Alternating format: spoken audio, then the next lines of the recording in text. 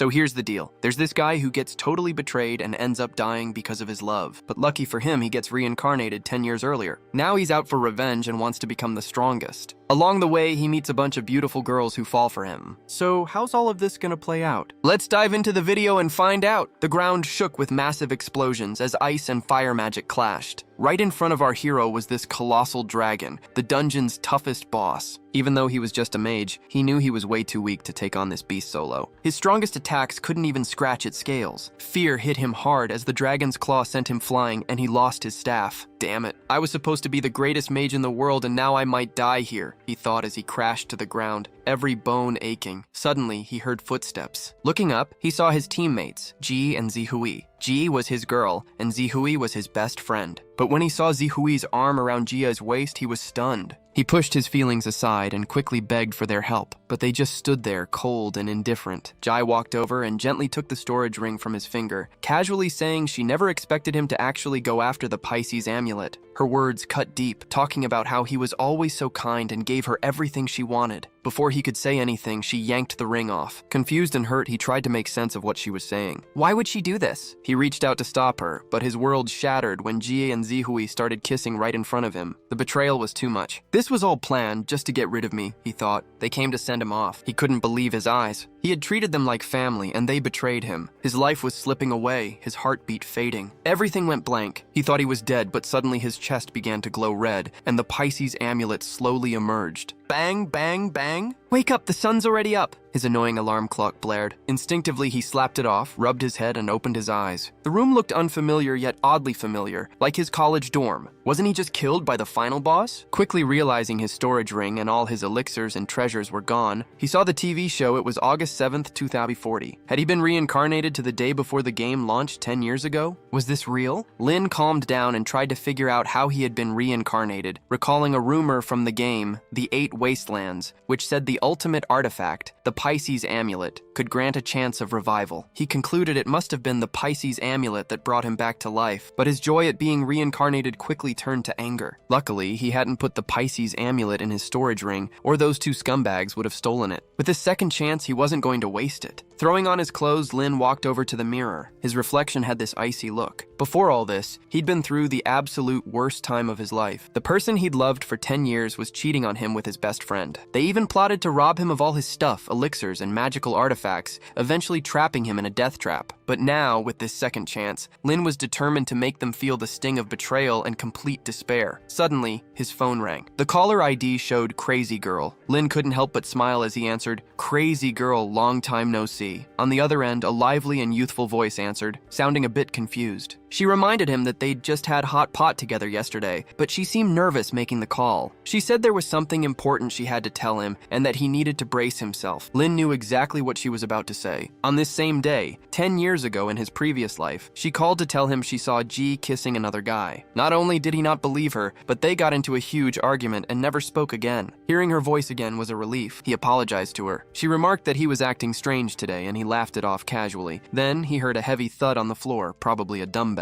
She sounded worried and insisted she wasn't joking. Just like before, she told him about Ji and the other guy. Lin's reaction was calm, which made her even more anxious. She kept insisting it wasn't a joke. He interrupted her, saying he believed her but had something more important to share. Hearing his calm voice, she thought he might be on the brink of some dark thoughts and tried to comfort him. However, he sat down in front of his computer and asked, "Hey, you heard about that game? 8 Wastelands?" She replied, "Of course, the ads are everywhere." Lin told her he planned to go full-time in that game. He knew that right now people didn't realize 8 Wastelands wasn't just a regular virtual game. It was about to blow up and, in 5 years, would merge with the real world. No one knew exactly why, but it was a fact that the abilities, artifacts, NPCs, and maps from the game would start showing up in reality. The sooner you get into the game, the better your chances of gaining an edge. On the other end, she sounded surprised but intrigued. She knew the game was being developed by the most advanced cosmic-level AI. Remembering Lin's success in other games, she believed he could do great in 8 Wastelands too. Lin decided to move out of the dorm and rent a place so he could dive deep into the game. She was happy to hear he wasn't feeling down and had found a new direction in life. Relieved, they chatted a bit more, but then Lin suddenly remembered something and quickly asked her not to hang up. He had spent all his money on G over the past few years and needed cash to buy equipment for the game. He had no choice but to ask her for a loan. She got mad, scolding him for spending so so much on a pricey birthday gift for Jai just yesterday, then hung up in a huff. The more Lin thought about it, the more frustrated he got. Why couldn't he have been reincarnated a day earlier? Suddenly, his phone buzzed again. It was a transfer notification and a voice message from her. She had sent him 10,000 wen, saying it was her gym membership fee for several years. She warned him that if she couldn't go to the gym, she'd use him as her punching bag. He laughed and promised to pay her back. A few hours later, it was almost midnight. Lin lay on his bed making final preparations. Then, the ring on his finger emitted a dazzling red light, and after a quick scan, bound him to it. Soon, a window popped up saying the global beta test of 8 wastelands had begun. Lin found himself immersed in the virtual world once again. 10 years later, he was back where the dream started. A palace appeared before his eyes. A beautiful woman, glowing with golden light, floated gracefully in the air. Everyone's eyes were glued to her, unable to look away. They didn't know, but Lin did. So there was this goddess who was also like the cosmic level AI for the game. It was the first stage and it seemed pretty chill, but you had to play it smart. Some players were whistling and making dumb comments, catcalling her and asking her to come down. Lin just rolled his eyes at their nonsense. Suddenly, those disrespectful players got hit with a swift punishment and were tossed into a vortex. Everyone else was totally clueless about what just happened, but Lin knew that anyone who disrespected the goddess faced penalties, like being temporarily locked up or having their stats permanently dropped. Lin figured he'd be better off being respectful, so he stepped up and gave a nod of respect. The goddess looked at him all calm and approving and said, "Mortal, you seem decent. Do you really want to start down the path of cultivation?" Without missing a beat, he asked her to grant him a talent. In the blink of an eye, her fingertip pointed at him, and a golden light surrounded Lin. Lin couldn't help but think back to the useless talent he got in his last life, which just knocked 10% off item prices, a total waste. He was hoping he wouldn't get the same lame perk this time, but he knew that having a great talent wasn't everything. Even if you start off rough, you can turn things around with the right knowledge. Just then, a beam of light appeared behind him, so a window popped up right in front of Lin, showing innate talent acquired defy fate. He was totally blown away. This talent was way different from his last life. It had 3 main perks. First, every time he died, all his stats would drop by 10%. Second, every time he leveled up to a new realm, his attribute rewards would be doubled. And third, every breakthrough would attract a big old tribulation, and failing to beat it meant his soul would get wrecked. Lin was stoked. This talent was seriously next level. Sure, it came with some risks, but with great opportunities come great risks, right? If he didn't have the guts to face them, then his new life would be for nothing. The goddess told him, "The talent's yours now, but you need to pick your look." A window popped up with different hairstyles, kind of like character creation in other games. These basic looks had different attributes too. Lin quickly scanned through them and picked the one with the highest charisma. He figured he'd learn from his past life. Choosing an unattractive look just to mess around wasn't the move. Having high charisma made it way easier to win over NPCs, which meant quests would be smoother and building rapport would be a breeze. Next, the goddess asked him to choose his birthplace. A scroll rolled out, showing a map split into 4 regions, each suited for different professions in 8 wastelands: mage, healer, sword cultivator, and body cultivator. Lin took a sec to think, then checked his stats. Sword and body cultivators had their limits set by innate talent, while mages and healers were set by spirit. But the big one, perception, was key for learning rare and powerful skills, followed by charisma. Thankfully, all of Lin's base stats were maxed out. Feeling pumped, he decided if he went mage again, he'd be the best in the game. But mages had their downsides, like being super weak in solo fights. He'd picked mage before for G, but this time it was all about him. Lin chose Mushan as his birthplace, a place famous for sword cultivators. "This time I'm carving my own path," he resolved. As golden light surrounded him, his body started to fade, and the next thing he knew, he was in the newbie village of Musian province. The place was buzzing with new players. Some were holding up signs asking for help, others were already on the hunt for girlfriends, and a bunch were just wowed by how real everything felt. The crowd was as lively as he remembered. Soon an old man showed up, and everyone rushed over to him, clearly the quest giver. Some players had gone all out with their looks, like rocking Superior helmets, tomato heads, or even pumpkin heads. Lin knew those guys would be kicking themselves soon enough. Not my problem for now, he thought, watching them. Instead of following the crowd, he decided to go his own way and headed in the opposite direction. It didn't take long for people to notice that the NPCs weren't responding or handing out quests. A woman's voice called out from behind, asking him to wait. He turned around to see a lady who introduced herself as Lady Niang, the owner of the village's tailor shop. She asked if he was interested in taking on a quest. Everyone around was stunned, mouths hanging open. An NPC was actually coming up to him. Some players even thought he was an NPC himself because he was just that good looking. Lady Niang moved closer, mentioning her husband had passed away 5 years ago, and she'd been solo ever since. She offered to help him out if the quest was too tough. Was this the magic of having maxed out charisma? It seemed like he could attract NPCs without even trying. He could have built a relationship with this attractive widow, but that thought quickly faded. Despite her eagerness, Lin politely declined, saying he had important stuff to do that day, but would definitely come back for a quest another time. She looked a bit bummed, but didn't push it. The other players, though, were even more envious now. Lin needed to find a specific spot in the newbie village, and soon found a blacksmith shop. As he approached, a player told him the blacksmith inside didn't say a word. Lin gave him a thumbs up and said he was just checking things out. Inside, a burly guy was hammering away at some weapon, and seeing no reaction from him, other players gave up and left. The blacksmith muttered, "Why isn't this weapon coming together today?" Lin stepped up, glanced at the furnace, and without saying a word, grabbed the bellows and started pumping. The flames roared to life, and the temperature shot up. Lin knew this blacksmith was the key NPC in the newbie village. The blacksmith commented that the fire was too weak, but Lin kept at it, working the bellows while the blacksmith hammered away. Eventually, the blacksmith proudly held up the "You can borrow it for a day, but you gotta return it afterward." While some new players might have thought this reward was kinda meh, Lin knew the real perks were coming. He chose a plain iron sword. The blacksmith laughed and said if Lin could bring him 10 pairs of venomous fangs from the bamboo snake within a day, he'd get a special opportunity. After accepting the quest, Lin left the shop. Seeing the weapon in his hand, other players were pretty surprised. A bunch asked how he got it. Lin pointed to the shop and joked, "The blacksmith's heartbroken. Just sing him a song and you'll get a weapon too." Lots of folks bought into his joke and rushed inside, starting to serenade the blacksmith with love songs. Lin just shook his head and laughed, then went about his day. Meanwhile, the blacksmith was shaking his head and muttering, "Get the heck out of here!" But most players figured it was all part of the storyline. Suddenly, the blacksmith swung his hammer and kicked everyone out. By then, Lin had made his way to the bamboo forest. If you looked closely, you'd spot green snakes coiled around the bamboo branches. One of them lunged at him, but Lin just casually took it out with a quick combo, easily dealing with the first snake and scoring 3 experience points. He kept going, taking down a bunch more snakes and picking up various items along the way. Surprisingly, even though the drop rate for gear in 8 Wastelands was usually pretty low, these low-level snakes were dropping a decent amount of gear. Could be his maxed out luck attribute at work. Either way, Lin kept at it. After clearing out all the snakes he could see, he found a stone tablet that read, "Beware of the snake forest." Wiping sweat off his forehead, he checked his loot. He had 10 pairs of venomous fangs, over 100 poison arrows, and some copper coins. Feeling pretty stoked, Lin headed back to the newbie village to turn in the quest. He handed the 10 pairs of fangs to the blacksmith, who inspected them and nodded in approval. "Thanks," the blacksmith said, then handed Lin a letter. "This is the opportunity I promised." Holding the letter with the word sword on it, Lin knew it was his ticket to joining the sword sect. He asked the blacksmith if anyone else had gotten the quest for the letter. The blacksmith said so far he was the only one. Lin realized he was way ahead of the game. While everyone else was still exploring, he was ready to head to the sword sect. But first, he had one more thing to do. He went to the busy market of the newbie village and started selling some equipment. "Come check it out. I'm selling at a huge loss. Want to get stronger? Need equipment? The first blue snake bow on the server is up for auction. The highest bidder wins. Buy it so I can get married IRL soon." A crowd quickly gathered around Lin, and the bidding shot up to 1-800. Then a girl's voice rang out, 50,000. Everyone turned to see a group of female players coming over. Ignoring the crowd, the woman walked up to Lin and said she could pay in cash or through an online transfer. Smiling, Lin considered her offer. But just then, someone else bid $60,000. A guy introduced himself as Wang Jinghao, the leader of the Millennium Guild. He'd noticed Lin and his early equipment and wanted to recruit him, thinking he was a big shot. Other players recognized the Millennium Guild too. Lin greeted him politely, but he remembered that in his previous life, when he hit the top 10 on the Sky leaderboard, Wang Jinghao had tried to recruit him. He'd refused, and Wang Jinghao had held a grudge ever since. Taking Lin's marriage ad seriously, Wang Jinghao even offered to cover all the wedding costs. Politely, Lin turned him down, thinking he should have come up with a better excuse. He said he admired Lin, and just as he was about to grab the bow and arrows from Lin's hands, the girl threw down a bid of 70,000. Neither of them was backing down, and before long, the price shot up to 300,000. Lin was curious about which guild this girl was from since she didn't seem to care about Wang Jinghao at all. He figured he might be able to use this to really put the squeeze on Wang Jinghao. The girl then upped her bid to 500,000. Wang Jinghao, feeling the heat, tried to assert himself with a bit of a threatening tone. The crowd went wild. Spending 500,000 on low-level gear was nuts. Some folks started speculating that the girl might have some serious backing. Unfazed, the girl said the highest bidder should win and asked if Wang Jinghao thought he could just get everything he wanted. She clearly looked down on him, knowing that her family was way more powerful than the Millennium Guild. Feeling humiliated, Wang Jinghao decided to back off. He wasn't about to drop 500,000 on a newbie weapon, especially with such a crazy woman pushing back. Just as he was about to leave, Lin called out, "Hey brother Wang, wait up!" Wang Jinghao turned around, around, still fuming, and asked what else Lin wanted. Lin, trying to sound sincere, told him that the Millennium Guild had a big name. If Wang Jinghao was ready to drop 500,000 right then and there, he'd sell the bow to him. In return, Lin wanted Wang Jinghao to keep an eye on him in the future. Wang Jinghao's face lit up at this and he agreed on the spot. His attitude towards Lin shifted, and he laughed, promising to help him out if he ever ran into trouble. He immediately started setting up the money transfer. After getting the cash, Lin handed over the bow, thinking that making a good impression now would make it easier to get what he wanted from Wang Jinghao later. Wang Jinghao, in a much better mood, laughed heartily as he left and threw a sarcastic remark at the girl, telling her to remember not to mess with the Millennium Guild in the future. The girl looked surprised, then totally ticked off. Lin chuckled to himself, thinking, 500,000 for this piece of junk? What an idiot! He knew the poison arrows were limited and would run out quickly. Suddenly the girl turned and glared at Lin, clearly furious. How can you go back on your word? She shouted, pointing at him and calling him an opportunist. She stormed off, totally annoyed. Lin thought for a sec and figured he should try to make things right. Outside the newbie village in the boar forest, the group of girls was getting ready to level up. They split up, each aiming to take down 2 boars. Before long, the other 4 scattered in different directions, and Lin showed up out of nowhere. The girl spotted him and snapped, "What are you doing here?" Clearly, she was still pretty ticked off, but Lin didn't let that bother him. He just wanted to chat. She took a deep breath, calmed herself down, and let him talk. What Lin didn't know was that she was suspicious he might have just met Wang Jinghao and got played by the Millennium Guild. With that thought in mind, she put away her weapon, giving him another chance. Seeing her sheath her sword, Lin held up 5 fingers and told her for 500,000 she could get a top-secret tip. This info could give her guild a serious edge over the others. She didn't jump at the offer right away. Instead, she asked why he didn't just sell the intel to Wang Jinghao, and reminded him he'd asked Wang Jinghao to look after him. Lin just waved it off. Does he really deserve it? I'm just playing along with him and dealing with his nonsense, he said, acting all pitiful. To Lin, the enemy of his enemy was his friend. And this girl seemed to dislike Wang Jinghao, so maybe they could team up later. She looked at him, clearly skeptical of his sudden change in attitude. He sent her his bank account details, assuring her it would be a fair trade and he wouldn't rip her off. She struggled with the decision for a bit, but in the end, she transferred the cash. Easiest million I've ever made, Lin thought to himself. Even though he knew real-world cash would eventually be useless, he still needed it now to better his life. Once the transfer was done, Lin told her to head back and finish the blacksmith shop quest. She was stunned for a sec, then got super mad and yelled at him, "You can't get a quest from the blacksmith shop!" She was about to attack Lin, thinking he was a scammer sent by Wang Jinghao. Lin quickly explained that she needed to help the blacksmith pump the bellows for 5 minutes after he started forging to get the quest. She didn't say anything, but still looked doubtful. If you don't believe me, just have one of your friends try it out, but keep it on the down low so other players don't catch on. Otherwise, the info will lose its value, he advised quietly. Then he pulled out the SE letter, which the girl recognized immediately. He explained it was a quest reward and felt he'd said enough. What she did next was up to her as he turned to leave. She suddenly called out to him, still puzzled why he'd sell such important info to her. Lin flashed a grin and said, "I don't know, maybe because you're cute." She was caught off guard for a sec, then her cheeks turned pink and her look softened. Just then, there was a commotion behind them. They both turned around to see this huge boar charging out of the forest. "Is this a boss?" The girls yelled as they took off running. Instead of booking it, Lin stepped in front of them and calmly said, "You're in luck." "This is the biggest boss in the newbie village," one of the girls asked, surprised if he planned to take on the Boar King solo. Lin smiled, held out his hand, and asked if he could borrow her sword. She tossed it to him, still not totally convinced about his skills. Without saying much, he thanked her, grabbed the sword, and ignored the chatter behind him. Seriously? Is he just gonna get himself killed? One of the girls said, half annoyed and half embarrassed. Another one teased, "Yeah, he's probably just trying to impress Sister Wanling by playing the hero." Wanling told them to be quiet, but their laughter just got louder. Right then, Lin leaped to dodge the Boar King's charge, slashing at its belly and then its head. To his surprise, neither attack did any damage. Maybe I need a new strategy, he thought, quickly moving to the Boar King's rear. Instead of attacking, he sprinted in the opposite direction, watching from a safe distance. The girls chuckled at his desperate escape, commenting on how funny his running looked. Wanling sighed. "This is my fault for provoking him.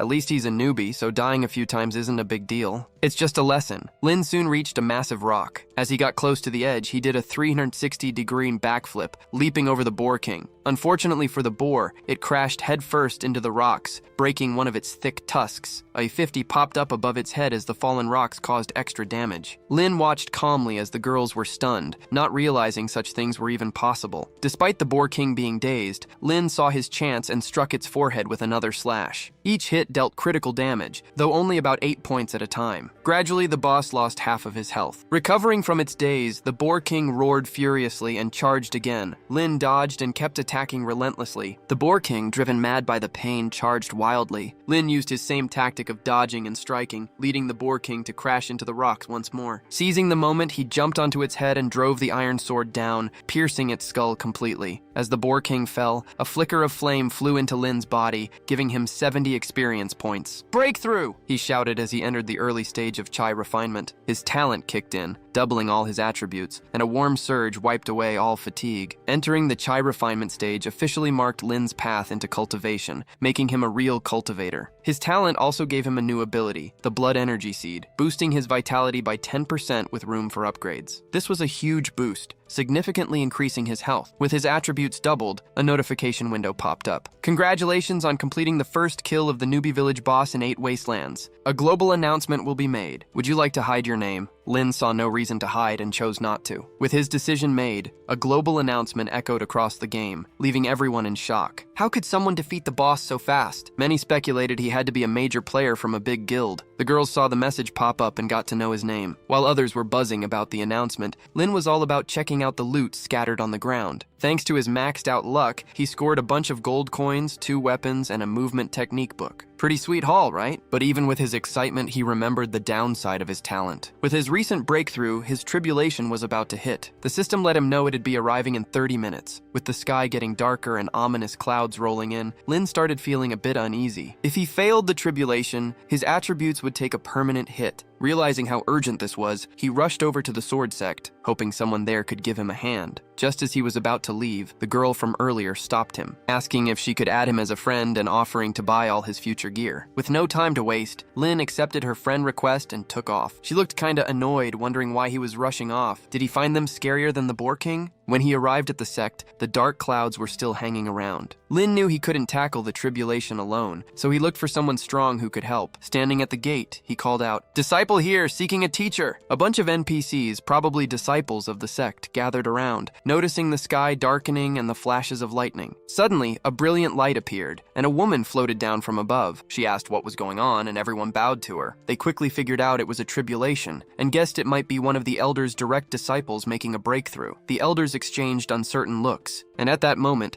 Lin dashed forward, holding up his sword sect letter. A bolt of lightning struck nearby, catching the woman's attention. Lin asked for her help, knowing he wasn't ready to face the tribulation solo. With a graceful wave of her hand, she wrapped him in a radiant glow. The lightning hit, but the glow formed a protective barrier that totally blocked it. After that one strike, the dark clouds vanished and the sky cleared up. Taking a deep breath, Lin saw the Elders staring at him, totally shocked. It was their first time seeing a tribulation for someone at the early Chai refinement stage. They thought he was a prodigy. Their shock quickly turned into interest, and they rushed towards him, each one eager to take him as their disciple. One female elder even grabbed his arm. Watching them fight over him, Lin tried to stay calm despite his excitement. Just when things were getting heated, the girl who helped him spoke up. "No need to fight. This new disciple will be under my guidance," she declared. The crowd went silent. It was the sect leader herself speaking, and everyone knew she never took on disciples. Someone even murmured about it. The girl came over and asked if Lin wanted to be her sole disciple and train in the inner hall. A window popped up, showing that Lin had triggered the sect's greatest opportunity. Even though he was stunned, he accepted without hesitation and bowed deeply. It was amazing. He had just joined the sect and already found such a powerful master. They headed to the inner hall, the heart of the sect. His master told him to train there from now on and assigned another disciple to get him a newcomer's package and show him to his quarters. She left, reminding him to meet her in the main hall the next day. The girl seemed a bit aloof, but Lin was pumped about hitting his goal. After waiting for what felt like forever with no sign of the assigned disciple, he decided to explore on his own. He was curious about any hidden quests he might find. Suddenly, he stumbled upon a uniquely styled palace. He pushed open the door and stepped inside, only to be startled by a stern female voice asking, "Who's there?" It hit him that he had wandered into the girl's palace. He tried to apologize, but before he could finish, she hit him with a powerful blow that drained 90% of his health in an instant. She gave him a hard time for wandering into her place without permission. Panicking, Lin quickly explained that the assigned disciple hadn't shown up yet, and he was just trying to get the lay of the land when he accidentally walked in. Rubbing his swollen cheek, he silently hoped this this wouldn't mess up her opinion of him. She sighed and decided not to punish him. Instead, she handed him a pill and firmly warned him never to come into her palace without asking first. Looking at the pill, Lin realized it was a high-grade one that boosted all combat stats by 30% for 5 minutes and restored 3,000 health. He figured he'd save it for later and went back to his spot. Soon, he heard footsteps approaching. It was the disciple his master had sent, a young girl in blue robes. "Junior brother, come and pay your respects to your senior," she said.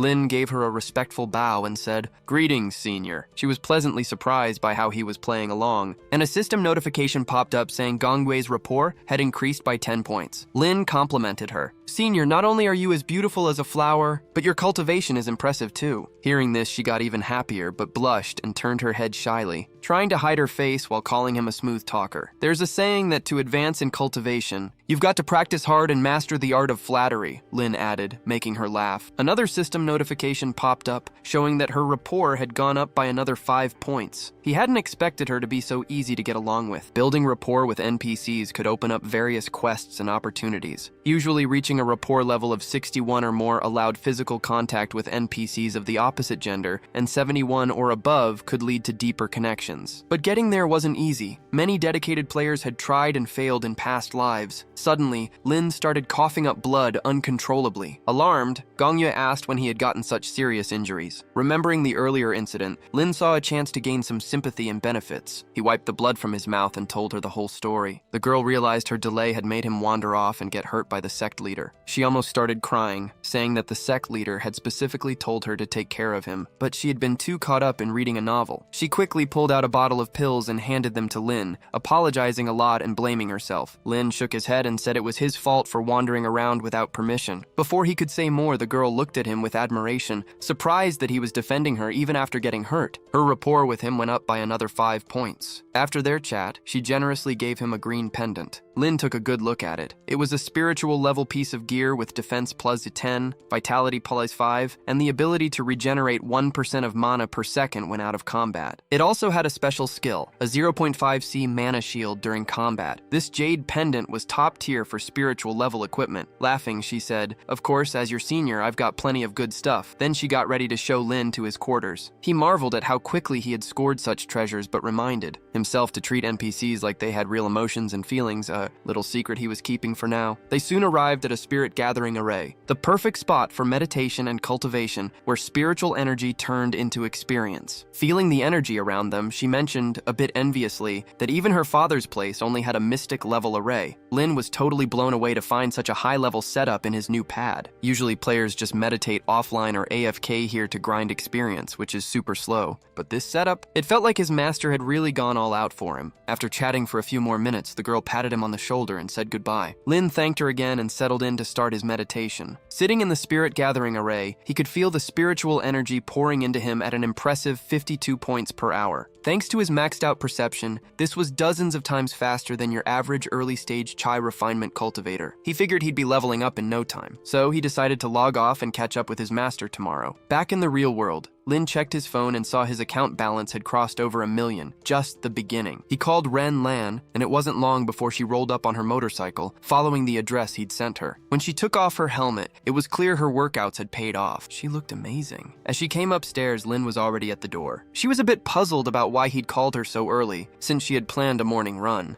"Actually, I just wanted you to see my new place," he said. She walked in, taking a look around, and casually remarked, "Wow, not bad." She was impressed, especially when Lin mentioned the rent was 6,000 a month. She joked, "You really know how to live it up, huh? Is my membership fee just going down the drain?" He grinned and teased back, "What else could I do? I couldn't pay you back anyway, so I might as well spend it quickly so you stop thinking about your money." She leaped over the sofa in one smooth move and grabbed him by the collar, sitting on top of him. It looked like she was ready to turn him into a punching bag. Lin was totally caught off guard and tried to explain, but she wasn't letting up. He had to keep struggling and it was getting awkward.